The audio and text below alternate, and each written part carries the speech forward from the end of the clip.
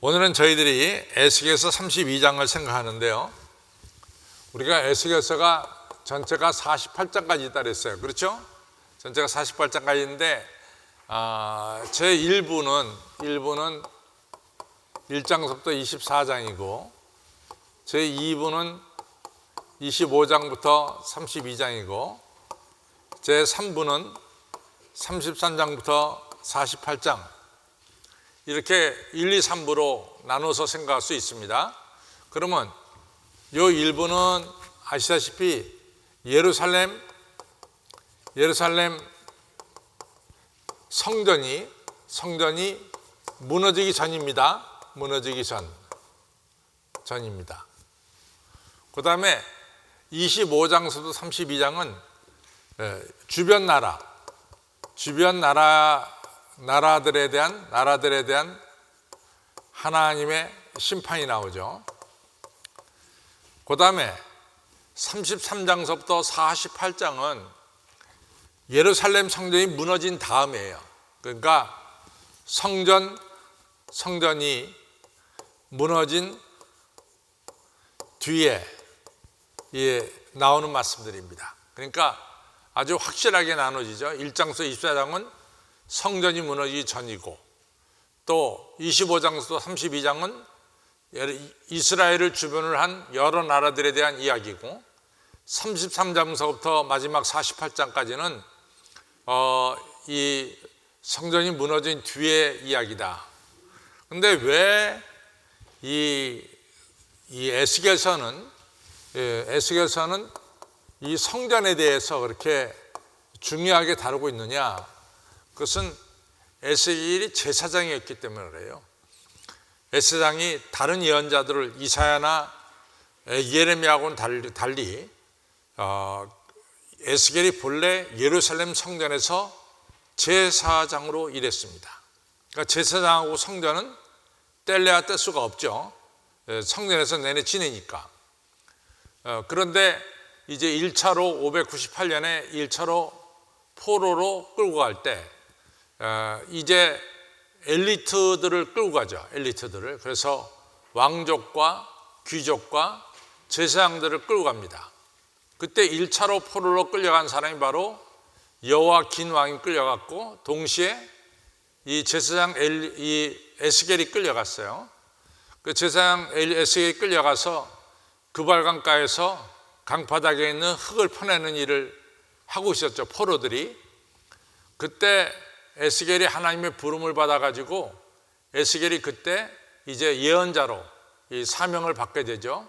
그래서 제가 지난 주일날 설교할 때 하나님께서 에스겔에게 어떤 명령을 하셨냐면 이 두루마리 성경 말씀을 갖다가 받아 먹어라 이런 명령을 받았어요. 그래서 에스겔이 그 성경 말씀을 다 입으로 받아 먹는 두루마리를 받아 먹는 이러한 행동을 하게 되죠.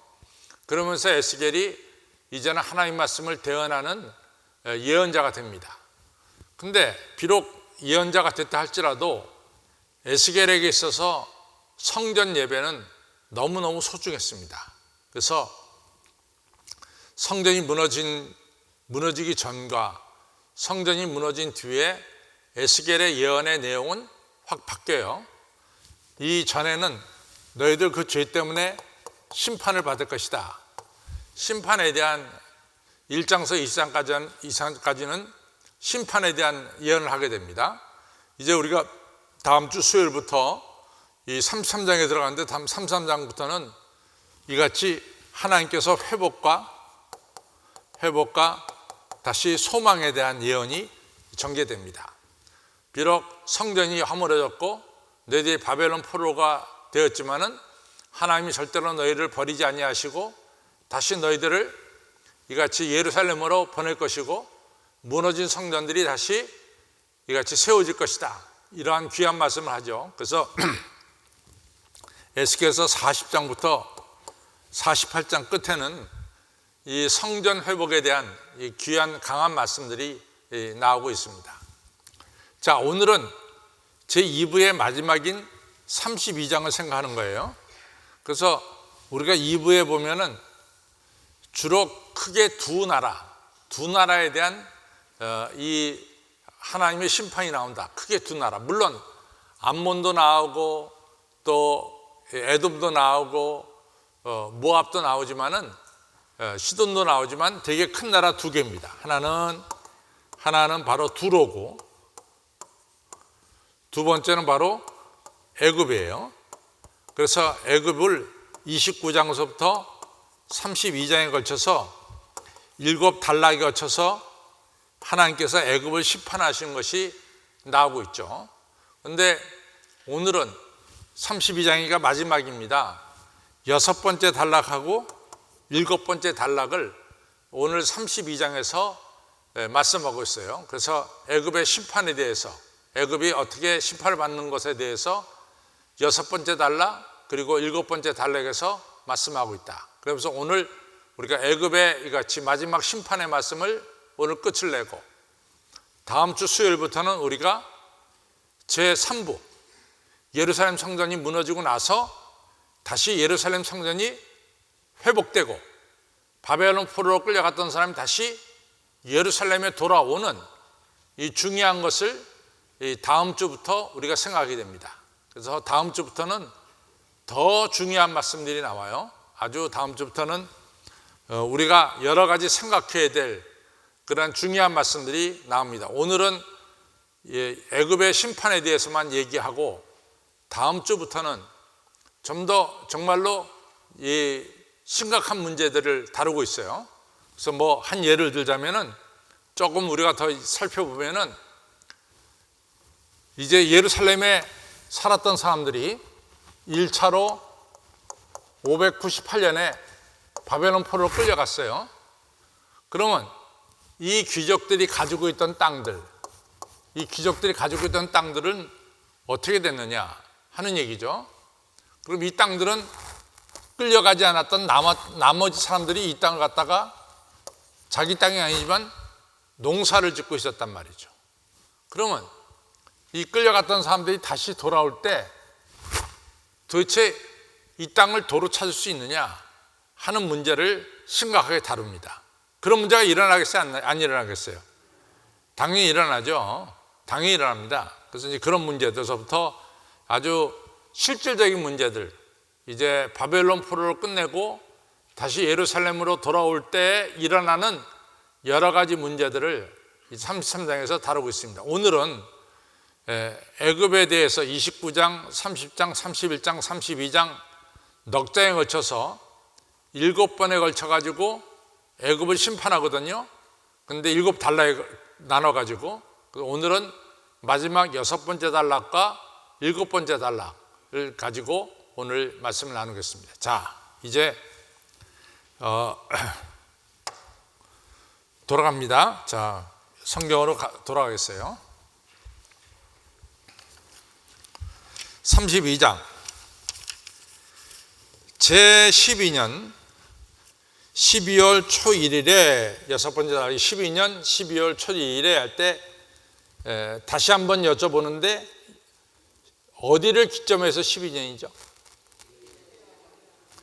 시드기야 왕이 왕위에 등극한 해 또는 여호와긴 왕이 바벨론 포로로 끌려간 해, 그렇죠? 그게 598년이에요. 그러면 598년에 끌려갔단 말이죠. 그래서 마이너스 12 하면은 6, 8, 586이 돼요. 그렇죠? 맞습니까? 안 맞습니까? 틀렸으면 틀렸다 그래요. 586이 되죠. 586이 됐다는 얘기는 뭐가 여러분들 머릿속에 딱 떠올라요? 성전이 무너졌다는 거예요. 성전이 무너졌다는 거예요. 586 하면. 그렇죠? 587년에 성전이 무너진 거. 물론 586년에 무너졌다고 말씀하는 분도 있어요. 그것도 틀린 거 아니에요. 그 옛날에 연대가 1, 2년 왔다 갔다 하는 것은 틀린 게 아닙니다. 그러나 지금 팩트는 뭐냐면은 중요한 사실은 뭐냐면 지금 에스겔서 32장은 예루살렘 성전이 무너진 뒤에 나온 예언이다. 요거 팩트예요. 예. 자, 그 다음에 32장을 갑니다. 제12년 12월 초일일에 여호와의 말씀이 내게 임하여 가라사대 인자야 에스겔아 너는 애굽 왕 바로에 대하여 애가를 불러라. 왜냐하면 애굽이 망하게 되니까 망한 애굽을 향해서 슬픈 노래를 지어 불러라. 그런 말씀이에요. 그에게 이르라, 바로에게 이르라, 너는 열국에서 젊은 사자에 비하더니. 예레미야에 보면은 19장에 보면은 애굽을 젊은 사자로 말하고 또 이스라엘 갖다가 유다의 사자로 말하고 있어요. 이 사자라고 하는 것은 성경에서 사자는 좋은 의미를 많이 가지고 있어요. 사자는 긍정적인 의미를 가지고 있습니다. 그래서 여러분들 그 나니아 연대기에서 이같이 나니아 연대기에서 주인공이 뭡니까? 그거 안 봤어요? 나니아 연대기? 우리 젊은 세대 나니아 연대기 안 봤어요? 정말 안 봤네. 대답도 안 하신 거 보니까. 거기서 아슬란이라는 사자가 나와요, 안 나와요? 아슬란이라는 사자가 나오죠. 아슬란 사자가 구세주예요, 구세주. 그래서 이 사자는 좀 긍정적인 의미를 가졌습니다. 그런데 반대로 악어는 구약 성경에 보면 용으로도 표현되고 있죠. 용으로도 표현되고 네비아단이라 해가지고 하나님을 대적하는 생물을 가리키기도 합니다. 악어를. 그렇죠? 그래서 이 악어는 하나님을 대적하는 생물을 가리켜요. 자, 그래서 너희들은 무슨 사자라고 부르고 있지만 실제로는 사자가 아니라 뭡니까? 악어, 큰 악어에 불과하다. 2절 보면 인자 너는 애굽 왕 바로에게 대하여 애가를 불러 그에게 이르라 너를 열국에서 젊은 사자에 비하했더니 실상은 바닷 가운데 큰 악어라. 강에서 뛰어 일어나 발로 물을 요동하여 그 강을 더럽혔도다. 그러니까 악어가 돼가지고 이 하나님 만든 강을 더럽게 만든 장본인이다, 이런 얘기죠. 3절 나 주 여호와의 말이요 내가 많은 백성의 무리를 거느리고 내 그물을 내 위에 치고 그 그물로 너를 강 위에서 너를 끌어내리로다. 내가 너를 무태 땅에 버리며, 악어가 땅으로 올라가면 힘을 별로 못 써요. 내가 너를 무태 땅에 버리며 들에 던져 공중의 새들과 내 위에 앉게 할 것이며 온 땅의 짐승으로 더불어 너를 먹어 배부르게 하리로다. 네가 들짐승의 고기가 될 것이다, 이거죠. 내가 내 고기를 여러 산에 두며 내 시체를 여러 골짜기에 채울 것이며 내 피로 내 헤엄치는 땅에 물대듯 하여 산에 미치게 하며, 이게 땅에서 피를 흘리죠. 그 모든 개천에 채우리로다. 내가 너를 불 끄듯 할 때, 이게 7절부터 이제 중요한 건데, 이제 애굽이 망할 때 얘기입니다. 애굽이 망할 때 내가 너를 불 끄듯 할 때 하늘을 가리워 별을 어둡게 하며 해를 구름으로 가리우며 달로 빛을 발하지 못하게 할 것이며 하늘의 모든 밝은 빛을 내가 내 위에서 어둡게 하여 어둠을 내 땅에 베풀리로다. 나 주 여호와의 말이니라. 이렇게 말씀하고 있습니다. 그러니까 애굽이 심판받을 때 하늘이 어떻게 돼요? 하늘이 빛을 잃고 어둡게 된다는 거예요. 애굽이 심판받을 때. 그러면 여러분들 이스라엘 백성들이 출애굽할 때 몇 가지 재앙이 일어나죠? 10가지 재앙이 일어나죠. 그때 9번째 재앙이 뭐죠? 장자를 죽이는 거 9번째. 아니에요? 9번째 재앙이 장자 죽이는 재앙이 9번째 재앙 아니에요? 9번째 재앙이 흑암입니다. 그 다음에 10번째 재앙이 장자가 죽는 재앙이에요. 그래서 이 하나님께서 애굽을 심판하실 때 9번째 재앙이 흑암의 재앙입니다. 똑같이 지금 여기서 흑암을 통해서 애굽을 심판하시는 것을 알 수 있어요. 자, 그 다음에 이제 애굽이 망할 때 9절에 보면 내가 내 패망의 소문으로 열국 곳 너희 알지 못하는 열방에 이르게 할 때 많은 백성의 마음을 번뇌케 할 것이며. 아니, 애굽이 망했어? 애굽까지 그 큰 나라가 망했어? 그럴 수가 있나? 뭐 이러면서 애굽이 망했다는 소식이 여러 사람들에게 엄청나게 근심과 걱정이 되는 거예요. 그렇죠? 애굽에. 9절 이제 이 10절 내가 그 많은 백성으로 너를 인하여 놀라게 할 것이며 내가 내 칼로 그들의 왕 앞에서 춤추게 할 때 그 왕이 너를 인하여 심히 두려워할 것이며 내가 엎드러지는 날에 그들이 각각 자기 생명을 위하여 무시로 떨리로다. 애굽도 망했는데 우리도 살아있을 수 있겠느냐? 그러면서 자기들의 죽음을 생각하면서 두려워한다, 이런 얘기예요. 애굽이 망할 때. 근데 이건 우리가 충분히 짐작할 수가 있어요. 그렇죠? 예를 들어서 우리가 여러분과 저의 가장 친한 친구들이 어느 날 그 친구가 같이 늘 지내는 친구인데 그 친구가 암이 걸려서 세상을 떠났다. 여러분들 친구가 세상을 떠나서 슬프지만 동시에 또 여러분과 저의 마음속에 무슨 두려움이 있어요? 나는 그 친구처럼 또 암에 걸려서 나도 빨리 죽지는 않을까? 이런 걱정이 있어요. 실제적으로. 그렇죠? 마찬가지로 애굽이 하나님의 심판을 받아서 망하게 되니까 다른 나라들도 우리도 심판받아서 망하게 되지 않을까 하는 두려움이 다들 갖게 된다, 이 말이죠. 바로 그 말씀입니다. 그 다음에 이제 애굽을 심판하는 나라가 어느 나라냐? 11절입니다. 나 주 여호와의 말하며 바벨론 왕의 칼이 내게 애굽에 임하리로다.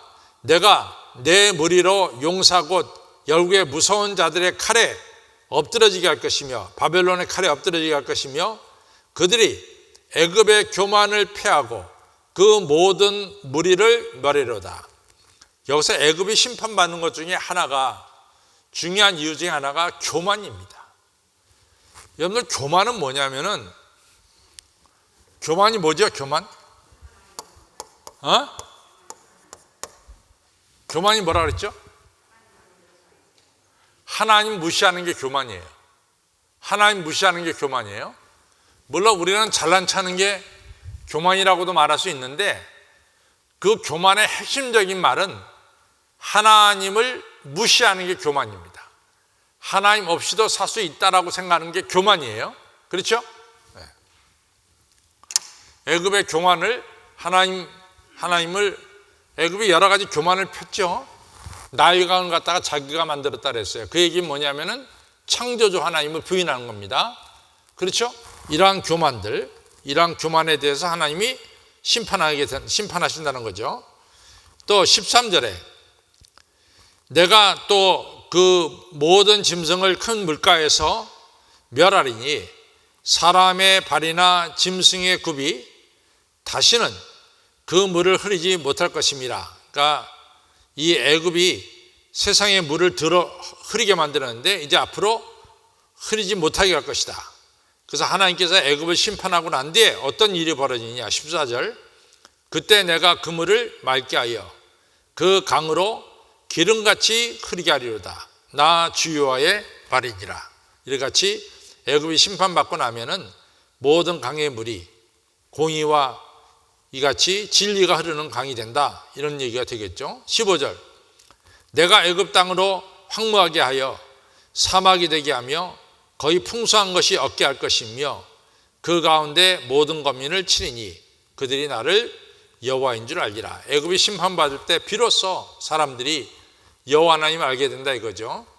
16절 이는 슬피 부를 애가니 열국의 여자들이 슬피 부르며 애굽과 그 모든 무리를 위하여 이것을 슬피 부르로다. 나 주 여호와의 말이로다 하라. 애굽이 망하는 것을 보고 슬피 노래를 부르는 이런 노래다 이 말이죠. 그 다음부터 이제 17절부터 마지막 32절까지는 이 지하 세계, 지옥에 대해서 얘기했어요.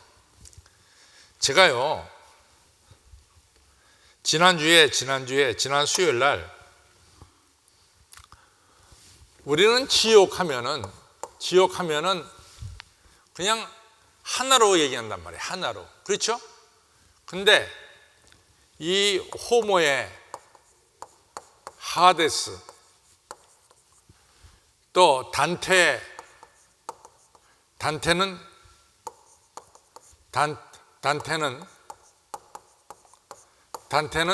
지옥을 뭐라고 하면 인페르노라고 부릅니다.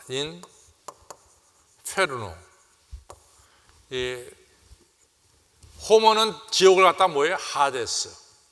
그 다음에 이 단테가 쓴 책이 유명한 게 신곡이죠. 신곡. 단테의 신곡에서는 지옥을 갖다가 인페르노라고 그랬어요. 근데 이 호모나 단테가 지옥을 얘기할 때 지옥은 층이 있어. 층. 1층, 2층, 3층, 4층, 5층 층이 있다고. 그게 통틀어서 지옥이 아니야. 지옥의 맨 밑바닥에 가는 사람은 누구냐? 누가 한다 그랬어요? 단테는 배신자가 한다 그랬어요. 배신자가요. 그래서 단테는 지옥의 맨 밑바닥에 있는 두 사람을 얘기합니다. 누구를 얘기해요? 가룟 유다하고 또 누굴 얘기하죠? 가룟 유다. 브루투스를 얘기하죠. 그래서 가룟 유다가 지하 맨 밑바닥에, 인페르노 맨 밑바닥에 간다. 지금 애굽이 지옥에 떨어져 가지고 어디로 가냐면 밑바닥에 떨어지는 걸 얘기해. 밑바닥에. 근데 이제 우리가 보면은, 여기서 보면 한 가지 알아야 될 사실은, 전쟁의 용사도 죽으면은 지옥 가겠죠. 그렇죠. 근데 아주 이 사람은 대단한 전쟁의 용사야. 근데 어떤 사람은 전쟁에서 칼에 맞아 죽어. 칼에 죽는 사람이 있어요. 칼에 맞아 죽어. 이런 전쟁 용사는 전쟁 때 죽는 것이 아니라 자기 명이 다해서 죽는 거야. 근데 이제 칼에 맞아 죽는 사람이 있어요. 그러면 지금 오늘 성경에서는 칼에 맞아 죽는 자들이 불명예스럽게 죽었다. 그래서 지옥 맨 밑바닥에 떨어지는 거예요. 지금 이 성경에서는. 그렇죠?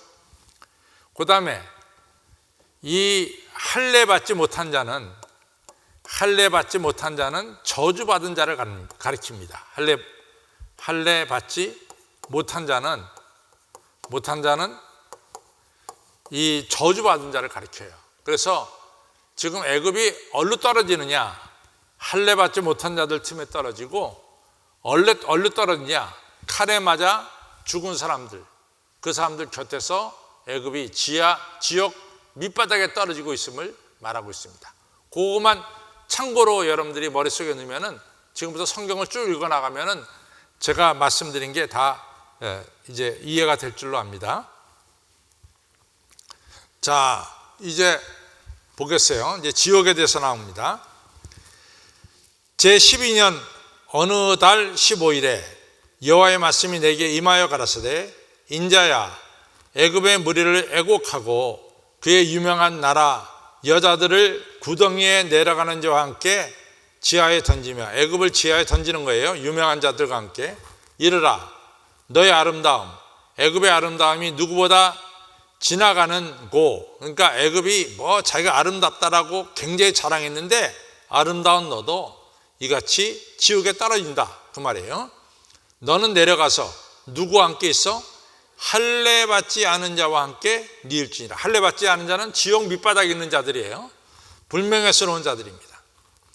그 다음에 20절에 그들이 살육당한 자 중에 엎드려질 것이며, 제가 그랬죠? 이 전쟁의 용사 중에 이같이 제명에 죽은 사람이 있어요. 칼에 맞자 죽지 않은 사람. 이런 사람들은 지옥에 내려가서 자기 칼을 벽에 삼아서 잡니다. 그러니까 좀 명예스럽다는 얘기죠. 그러나 칼에 맞아 죽은 자는 지옥의 맨 밑바닥에 떨어진다, 그 말이에요. 그래서 그들이 애굽이 살육당한 자, 칼에 살육당한 자 중에 엎드러질 것이며 그는 칼에 붙임 바 되었은즉 그와 그 모든 무리를 끌지어다. 용사 중에 강한 자가 그를 돕는 자와 함께 음부 가운데서 그에게 말하며 할례 받지 않은 자, 곧 칼에 살육당한 자들이 내려와서 가만히 누웠다 하리로다. 이 칼에 살육받은 자, 여기서 칼에 살육받은 자는 내가 그랬죠. 이 불명예스럽게 죽은 자라고. 22절, 거기 지옥에는 아수르가 얼마나 큰 나라예요? 주전 722년에 북이스라엘 멸망시킨 나라가 아수르예요. 아수르의 수도가 니누에입니다. 거기 아수르와 그 온 무리가 있으며 다 살육당하여 칼에 엎드려진 자라.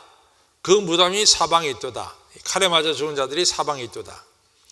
그 무덤이 구덩이 깊은 곳에 베풀렸고 그 무리가 그 무덤 사방에 있으며 그들은 다 살육당하여 칼에 엎드려진 자, 그 생전 세상에서 사람을 두렵게 하던 자로다. 다 칼에 맞아 죽어서 지옥에 떨어졌다 이거죠. 24절, 거기 엘람이라는 나라가 있어요. 엘람은 바벨론 동편에 있는 나라입니다. 거기 엘람이 있고 그 모든 무리가 다 무덤 사면에 있으며 엘람 나라 백성들 거기 있고 그들은 다 할례 받지 못하고 살육당하여 칼에 엎드려져 지하에 내려간 자로다. 엘람 사람들은 할례 받지 못하고 칼에 맞아서 다 죽어서 지옥에 내려간 자들이다. 그들이 생존 세상에서 두렵게 하였으나, 저들이 살아있을 때는 생존 세상에서 많은 사람들 두렵게 했지만 이제는 구덩이에 내려간 자, 지옥에 내려간 자와 함께 수치를 당하였도다. 엘람이 수치를 당한 것을 말합니다. 25절, 그가 그 모든 무리를 위하여 침상을 살육당한 중에 베풀었고 그 여러 무덤은 사면에 있으며 그들은 다 할례를 받지 못하고 칼에 살육당한 자로다. 그들이 생존 세계에서는 두렵게 하였으나 이제는 구덩이에 내려가는 자와 함께 수치를 당하고 살육당한 자 중에 누웠도다. 엘람도 지옥 밑바닥에 누웠다 이거죠. 26절, 거기 메색이란 나라, 지금 이 메색과 두발은 전부 다 지금의 터키에 있는 지역을 가리킵니다. 거기 메색과 두발과 그 모든 무리가 있고 그 여러 무덤은 사면에 있으며 그들은 다 할례 받지 못하고 칼에 살육당한 자로다. 그러니까 메색과 두발도 지옥 맨 밑바닥에 떨어졌다 이거죠. 그들이 생존의 세상에서는 다른 사람들 두렵게 하였으나 이제는 그들이 할례 받지 못한 자 중에 이미 엎드러진 용사와 함께 누운 것이 마땅치 아니하냐? 그들이 지옥 밑바닥에 떨어진 것이 다 마땅치 아니하냐? 이 용사들은 다 병기를 가지고 음부에 내려 자기의 칼로 베개하였으나, 여기 용사들은 그래도 영광이 있는 용사들이에요. 그래서 이 사람들은 칼에 맞아 죽은 것이 아니라 자기 병기, 이같이 용감하게 쓰는 병기를 가지고 음부에 내려가서 자기 칼을 머리에 베개하고 누운 자들입니다. 그 백골이 자기 죄악에 졌으며 생존 세상에서 용사의 두려움이 있던 자라다. 오직 너는 애굽은 판례 받지 못한 자와 일반으로 패망할 것이며 칼에 살육당한 자와 함께 누우려다. 애굽은 가장 밑바닥에 눕게 된다 이거죠. 29절, 거기 에돔 곧 그 열왕과 그 모든 방백이 있으며 그들이 강성하였으나, 에돔이 한때는 이 땅에서 강성하였으나 칼에 살육당한 자와 함께 있겠고 할례 받지 못하고 구덩이에 내려간 자와 함께 누우려다. 에돔도 역시 지옥 밑바닥에 내려가 있다 이거죠. 30절, 거기 살육당한 자와 함께 내려간 북방 모든 방백과 모든 시돈 사람이요, 시돈 사람도 지옥에 내려갔다 이거죠. 시돈 사람이 있으며 그들이 본래 강성하였으므로 많은 사람들을 두렵게 하였으나 이제는 부끄러움을 품고 할례 받지 못하고 칼에 살육당한 자와 함께 누웠고 구덩이에 내려가는 자와 함께 수욕을 당하였도다. 지옥 밑바닥에 떨어졌다 이거죠. 시돈도. 31절, 바로가 그들을 보고 그 모든 무리를 인하여 위로를 받을 것이며, 나만 지옥 밑바닥에 가는 것이 아니라 시돈도 지옥 밑바닥에 갔고 에돔도 지옥 밑바닥에 갔고 엘람도 지옥 밑바닥에 갔구나. 지옥 밑바닥에 간 동료들이 있어서 위로를 받는다 이거죠. 바로가 그들을 보고 그 모든 무리를 인하여 위로를 받을 것이며 칼에 살육당한 바로와 그 온 군대가 그리 하리로다. 지옥에 가서 외롭잖아요. 많은 다른 나라들도 지옥에 떨어져 있어가지고 주 여호와의 말이로다. 32절 내가 바로로 생전 세상에서 사람을 두렵게 하게 하였으나 바로가 살아있을 때 애굽 왕 바로가 살아있을 때 세상에 많은 사람들이 바로를 보고 두려운 마음을 품었어요. 이제는 그가 그 모든 무리로 더불어 애굽의 모든 사람들이 그 무리로 더불어 할례받지 못한 자 곧 칼에 살육당한 자와 함께 누이로다. 나 주 여호와의 말이로다. 이렇게 해서 애굽의 이 심판이 이같이 임했음을 우리가 알 수 있습니다. 이제 결론을 가면은 우리가 좀 더 정확하게 알 수가 있어요. 결론 가겠습니다.